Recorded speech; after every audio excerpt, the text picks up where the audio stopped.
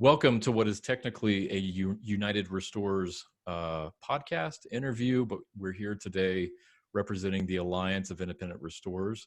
I am joined by Gordy Powell, who has recently made some news with his work on passing or helping to pass HB 417 in the state of Georgia.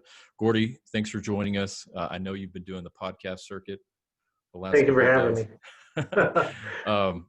So before we started recording, I told Gordy that I only know so much about this entire issue. I've been fascinated by trauma and crime scene biohazard cleanup for a number of years, but I'm a total novice when it comes to this stuff, and especially on the legislation side of things. And I think that's a good part or a good place for me to be in, so that we can get this explained to us in very simple terms. So Gordy, again, I'm excited to have you here. Why don't we start with sort of the Gordy story? Who are you? Where are you from? And what do you do?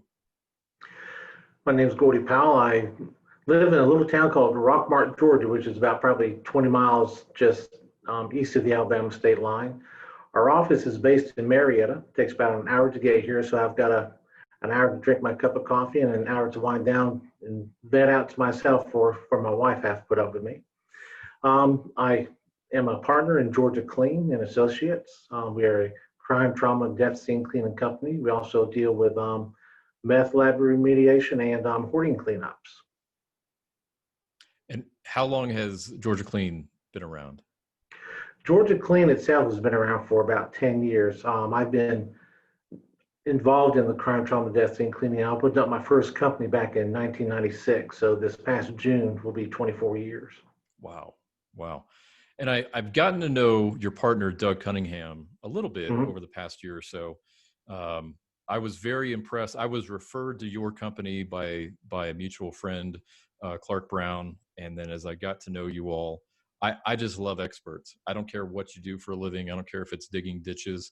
When I find an expert, I sort of latch onto it. And I like to see experts work. And I feel like that's Georgia Clean. Based on what I've seen. So tell me about HB 417. I'd like to know the history of it, and then we'll get into how it is going to impact the trade there in Georgia. Well, the history really began back in about 1998 when I attended an American Biorecovery Association conference. And there's a group of us sitting around and discussing the politics of it. And, we had the foresight to see that, someday this is going to need some type of regulatory action. But we also thought, well, it's going to take either a judge or a politician to get victimized by a service like ours for some type of change to take place.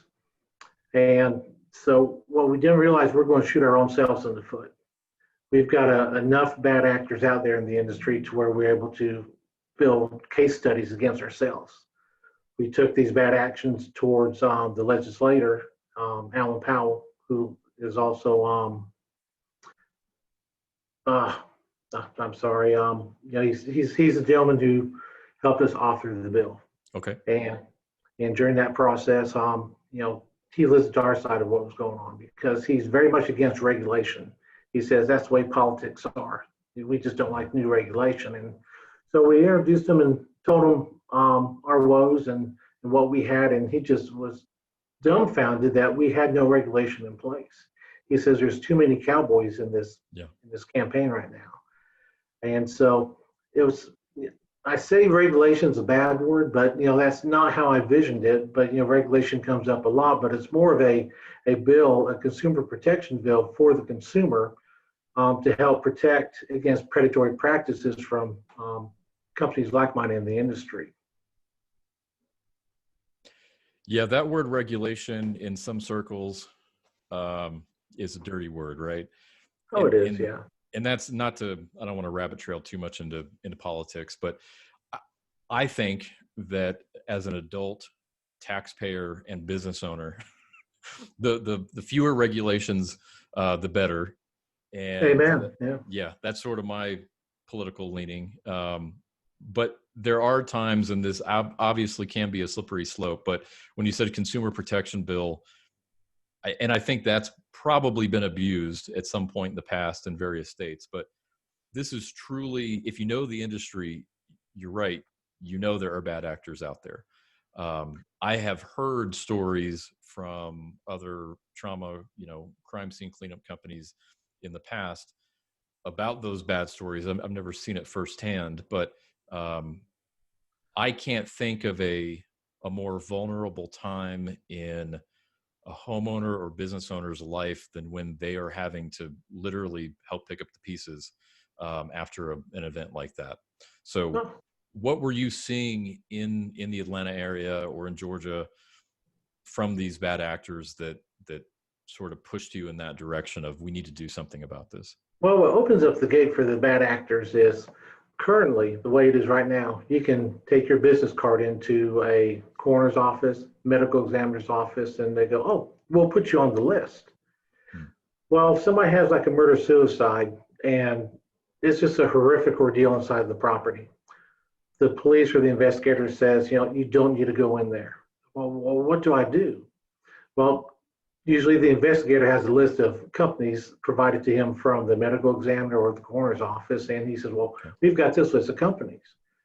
And as a person on the victim side, you're thinking, well, we don't have to think. You just assume that this is a vetted list.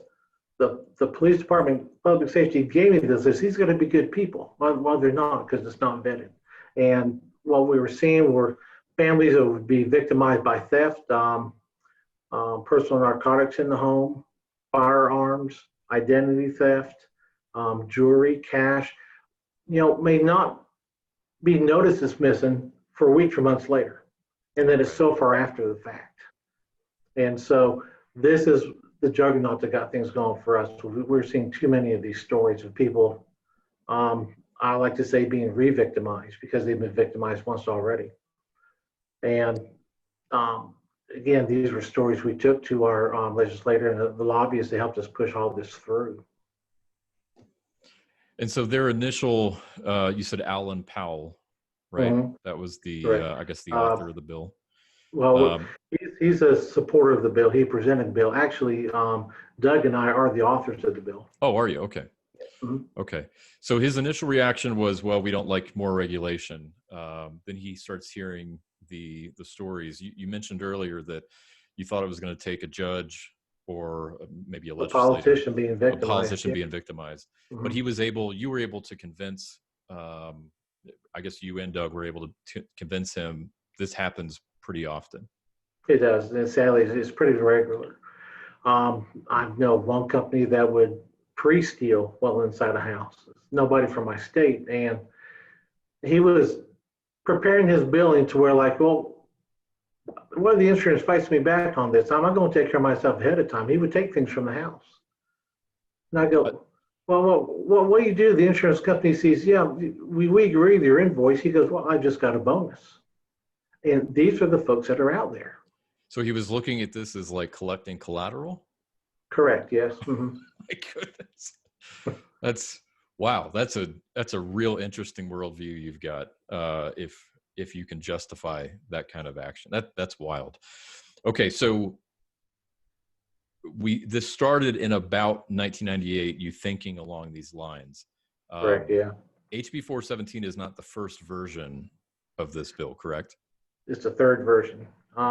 Started off with House Bill 149. Okay. And it died in committee. It ran its 2-year cycle.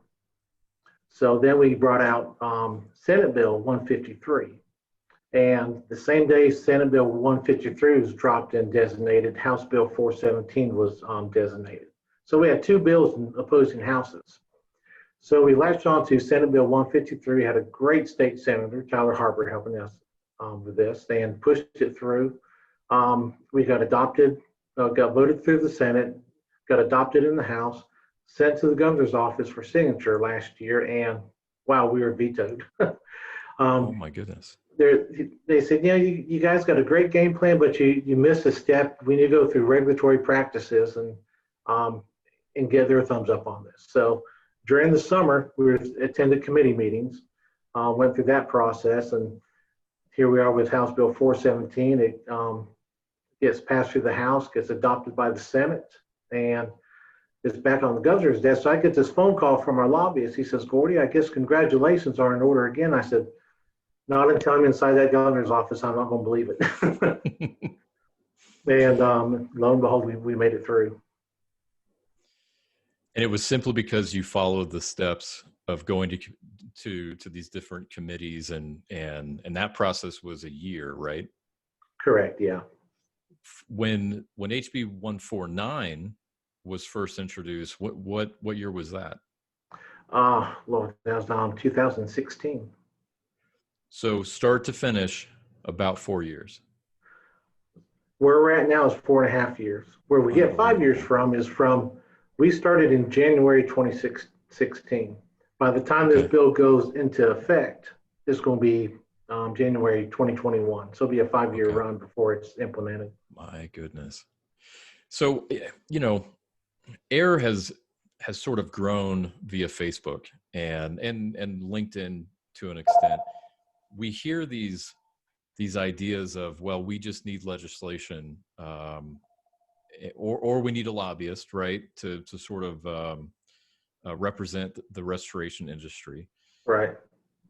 I don't think most restorers understand the time and energy and effort involved in getting something passed in one state, let alone something nationwide. What would your advice be to, let's say we've got a restorer in a state with zero regulation, and they see the same thing, and this might be a crime scene cleanup, this might be something related to restoration. What's your advice to them if they're getting together with competitors, but folks within the industry, to see some change happen at the state level? That's the first step. You get like-minded companies together, and you put together a great package. Assume that there's going to be opposition, because there's going to be, even within the companies that you just started off with, to help push a legislation through. Get the like-minded people together, sell the idea to a state senator or House representative, and then you go to a lobbyist, usually their attorneys, and have them draft up the writing for you. This is a process we went through. When Doug and I and Brandon Ridley, who's deceased now, started authoring and putting the verbiage together, we had a team of between 10 and 12 companies that were like, hey, we want to see this change. We want regulation too. But when the verbiage came into play for fingerprints and background checks is where we lost a lot of people. And so you got to think, well, what kind of story is that being, told? Yeah. So after we have that into play, you have your lobbyists draft up the paperwork, take it to either the state senator or the state representative, have them drop it inside the hopper, and you've got to determine, what committee is best for this to start off in. Government regulations, public safety. There's about a dozen or so committees that you got to find out which one best sets the statute for this bill to move forward, and it might be different in different states. Okay. The bill itself, and we'll link to your press release and to the news article on it in the video description below. But what does the bill actually do? I don't want to sit here and read what it does. That'll put people to sleep. But what does it do for the industry in Georgia? What it does for the industry, it levels the playing field. We're not trying to eliminate competition. We're just wanting everybody to work on the same playing field, have the same credentials in place. Georgia is, with our state police, we're divided up into 16 territories. So what we're going to be doing is, I'm based in North Georgia. I don't want to try to service somebody in South Georgia. None of their family needs service right away. To where we're going to be divided up into regions. You're going to be able to go to a website, put the county that you're in, and then that county will list all the service providers that have been vetted through the state. Again, these are folks that have had the background checks, the fingerprinting. These are companies that have got their credentials in order to where they're not going to put the medical waste in a contractor bag and drop off at the landfill. Yeah. There's a proper cradle grave operation. So what it does, it balances the playing field. It's opened up to everybody. We're going to see some of the anticipation we're thinking about is, you got your big players like the Service Masters and Serve Pros and Bell Fours that do this as well. Well, it depends on the owners whether they take on that type of service in their four walls or not. To where, somebody in the big fire water companies, this might be a 3 or 5% business model inside what they do with the trauma cleanup, to where they might say, it's not worth our hassle. We'll refer out the other companies, or it might, really add to their linear services that they provide. So does it create a registration database or a licensing database? It's a registration database to where, registrations for the companies. Licensing is for the individual. Licensing is where you show your proof of education. You've made these benchmarks where you can receive a state license, which is our next step. What would that look like, that process to now go the step further and have the state of Georgia demand licensing of individuals doing this work? Each fire recovery technician would be granted a actual license number that'll be renewed annually. When you're renewed annually, you show your continuing education credits that are going to be, determine how many hours per year. And you bring to the table, hey, this is my certificate of completion. These are the hours I put forth. I'm sure this is going to help boost testing for the S540 for the ICRC, as well as ABRIS testing as well, to where there's going to be test parameters laid out to where, hey, these are the benchmarks you need to achieve to get a license as an individual. This is also going to add credibility to that biorecovery technician. I totally agree. Yeah. So it's going to add credibility to the industry. So is this similar? So the next step, the licensing step, is that similar to what Texas and Florida have done with mold? Oh, yes. I thought you were going to another angle, but yeah, that's correct. Just like what Florida and Texas have done with mold. When I first came into, I guess, this side of the industry, I remember asking some restorers based in Florida their opinion on the mold registration, the mold licensing, and each one of them, and I haven't heard anything different to this day, but each one of them said, yeah, it's wonderful because it keeps the guy he might do lawns 5 days a week, and in this case mold 1 day a week whenever he gets a job. It keeps them from coming in and kind of messing things up. So they see it as a positive. And again, I know some in the audience they're getting that feeling in the back of their mouth of government overreach or government regulation. Mm-hmm. Have you? I guess what have the opponents of this said? And maybe it's coming from some of the companies that originally, I guess, partnered with you in this process. What are the naysayers? What are their fears?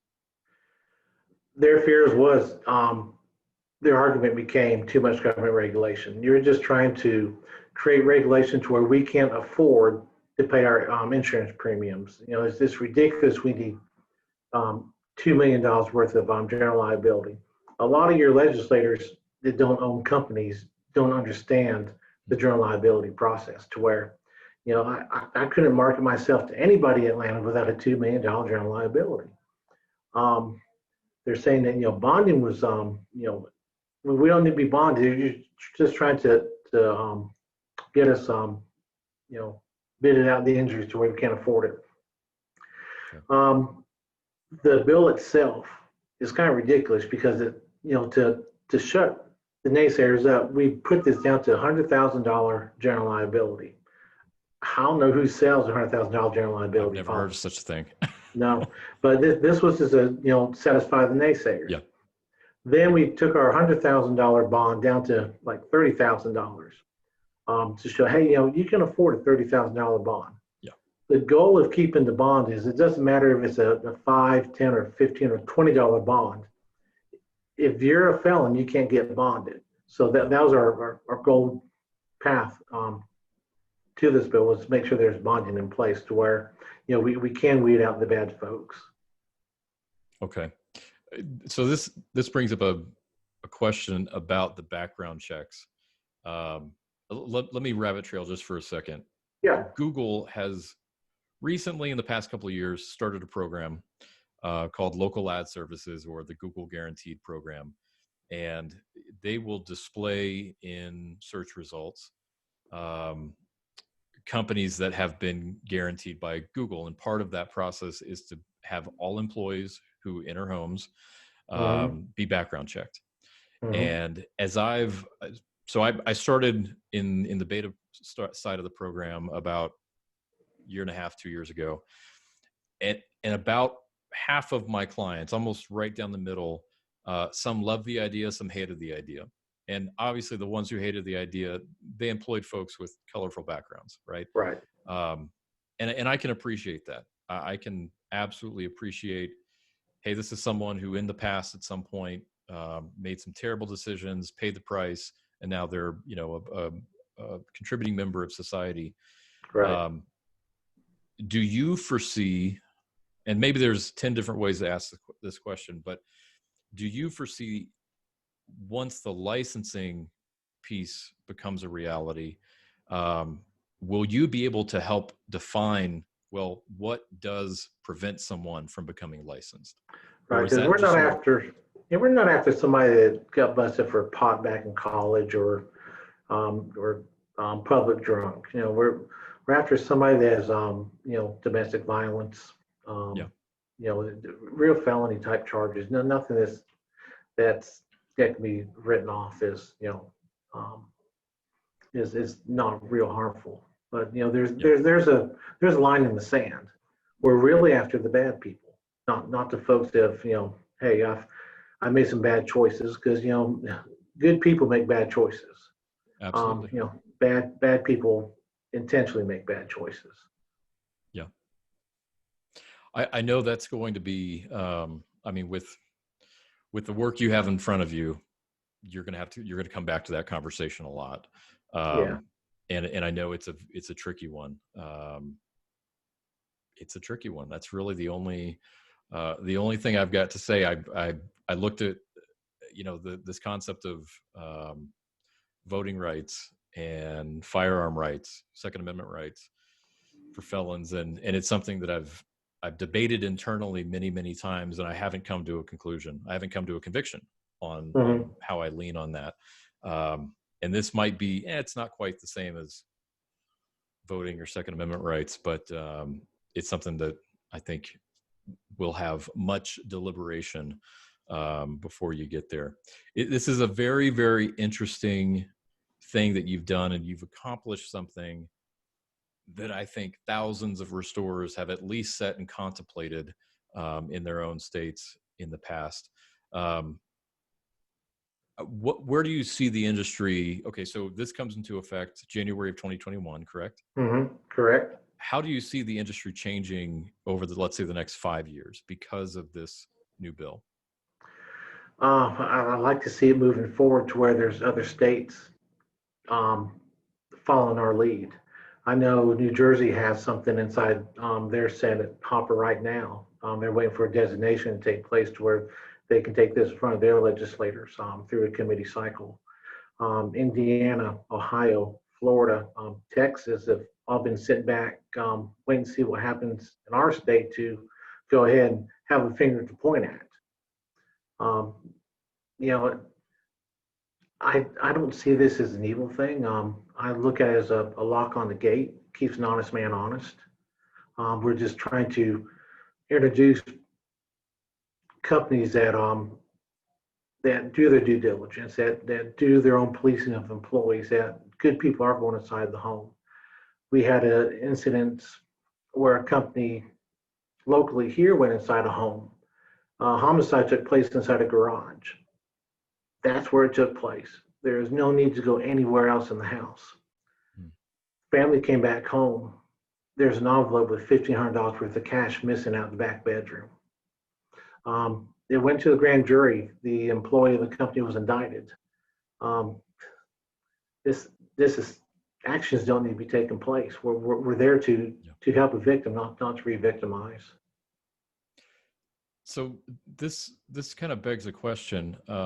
In traditional restoration services, one of the biggest pain points a company has is in hiring and retaining good people. Mm-hmm. And it is all over the country. And I mean, if I talk to hundreds, if not thousands of restorers on an annual basis, and if you say list out your top 3 problems, that labor is one of the 3. Oh yeah. So I'm curious, do you have a plan for how you create the next generation of biohazard technicians? If so, I'll put it like this: Mm-hmm. the new bar is pretty low. I think it's a very reasonable bar to set. Oh, it is. For companies registering. But has it made your hiring and retention even harder, or do you think it's improved? And then do you have a game plan for, well, what do we do 5 years from now when we can't find people? And I know that might sound like a loaded question. No. My game plan is no different than anybody else's. I mean, we don't have a very worthy pool to choose from, the way kids are brought up now. The word millennial gets passed around a lot. That's our problem. I tell you, if I got a want ad out there and we've got 20 applicants, it's going to be somebody with the experience of working at Chick-fil-A that's going to be the first person I talk to, because there's an internal training process for their employees, and that's the type of person I want to put in front of the face of our customer to introduce our services to them. It's funny you mentioned Chick-fil-A. I've got, my kids range from 5 to 20, and the 20-year-olds in the Marine Corps. My 16-year-old is unlike any of my other kids. He's gifted artistically, musically. And I have for about a year been pushing him towards just get a part-time job at Chick-fil-A. they're gonna steer you right. So it's funny you mentioned them. And you're right about the millennials and Gen Zers.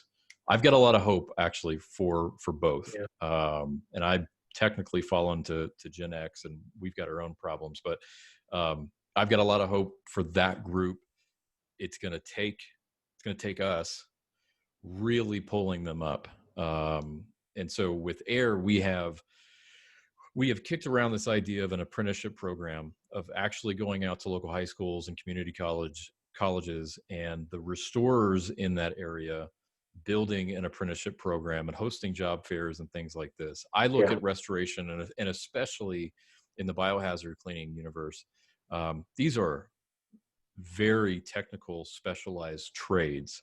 And I think for a lot of restorers out there, I've been dying to see this data.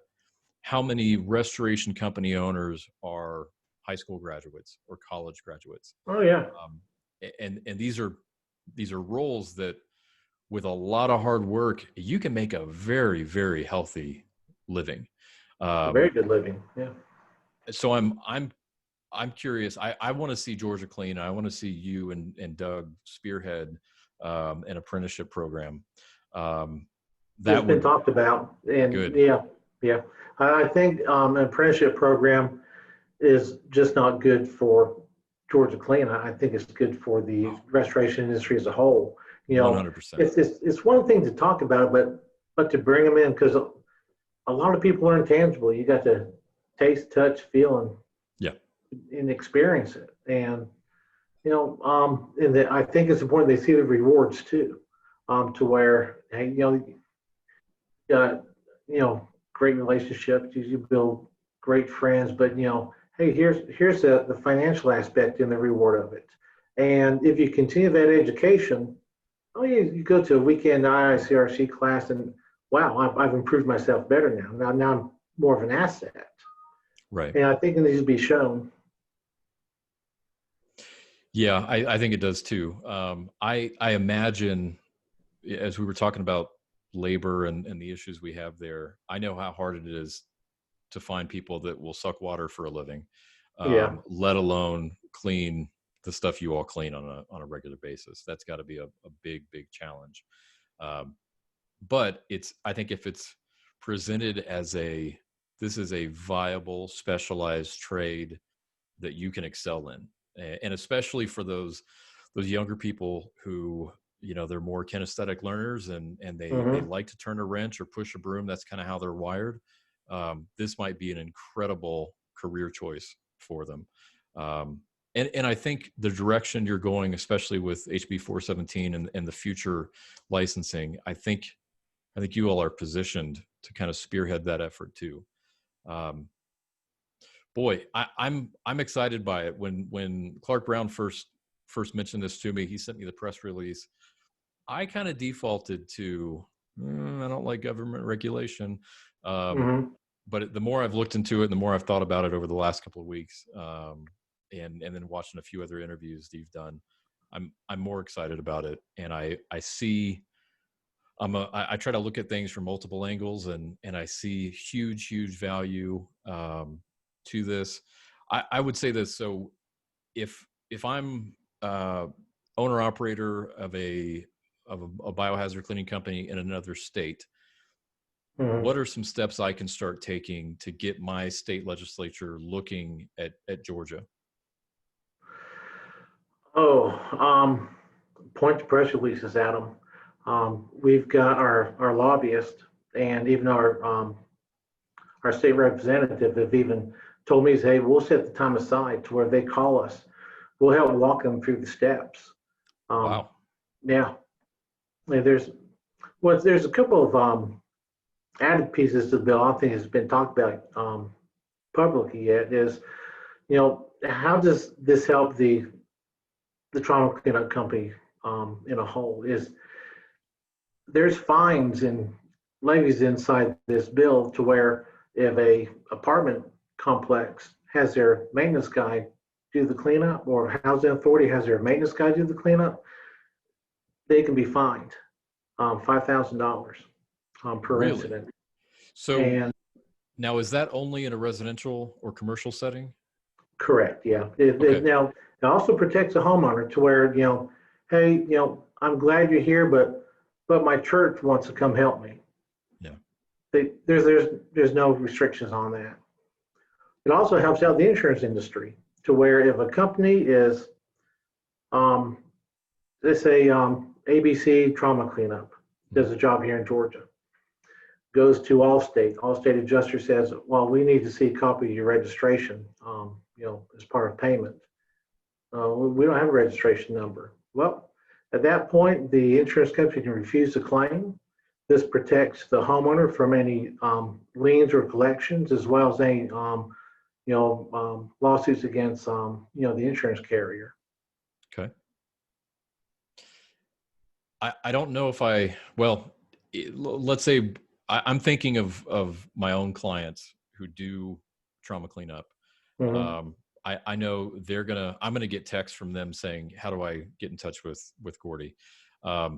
Is that something, are you making yourself available to a little bit of dialogue with these company owners? I am, and you have to. It's the due diligence of the process. It's the way to see them move forward. But the best way to get hold of me is by email, and it's Okay. Gordy@georgiaclean.com. Gordy@georgiaclean.com. Mm-hmm. And the fact that your state legislators are making themselves available, yeah, Mm-hmm. that's pretty incredible. I don't see a need for why they would do that, but that's amazing. Oh, on the lobbyist aspect of it, yeah, they're going to make some money. Oh, for sure, yeah, well, without a doubt. But that's really awesome. I'm thinking again. I've got a couple names in my mind right now who are going to be Mm-hmm. chomping at the bit to get in touch with you and talk through this process. We know it's a long process. We know it takes a lot of effort and energy. I liked what you said about first get together with like-minded owners in your area. That's obviously it's what we believe and do Yeah, here. look for the bridge builders in your industry. There's two people. There's people, folks that build walls Yeah. that think they know the trade secret. There's no trade secret. It's how you present yourself. Yeah. But it's the bridge builders you want to connect with. Folks, they'll stay with you. Yeah, I think that's great advice. Well, interesting. Any last tidbits of advice you want to give? Nothing that comes to mind right now. We've covered a lot of areas. We have. I hadn't considered the labor aspect prior to asking you about it. I really hadn't. So I'm going back and thinking about that. But you've made some incredible points. I'm a cheerleader now for the bill and what you've done. But I purposely did not ask you a lot prior to recording, just so I could, as these things pop them into mind, I could play devil's advocate a little bit. Well, I hope somebody reaches out to me. What my goal is to shorten the process for you to where you don't hit the same pitfalls that we hit. Yeah. 4.5, 5 years worth of restarts in the process. I think that would be, I know restoration company owners well enough to know they have a lot on their plate already. And taking on a mission like this, they may immediately go, I don't have time for that. But I think since you've gone ahead, you've sort of trailblazed. If they use you as a resource, that's going to help quite a bit. And I do think other states are going to copy this pretty quickly. So, all right. I really appreciate the time, Gordy. And Jonathan, thank you. Folks, you can get a hold of Gordy at gordy@georgiaclean.com or just go to their website. They've got a contact form on it. And of course, for the Alliance of Independent Restorers, it's airestore.org. We have just today, just minutes before I got on this call, we have launched our new platform. You don't technically have to be a member to check it out. We do have a 7-day free trial that you can sign up for. But otherwise, Gordy, again, thanks so much. We appreciate it. And to the audience, take care. Thank you. My next stop is air.org so I can pick up that platform. Awesome. Thank you.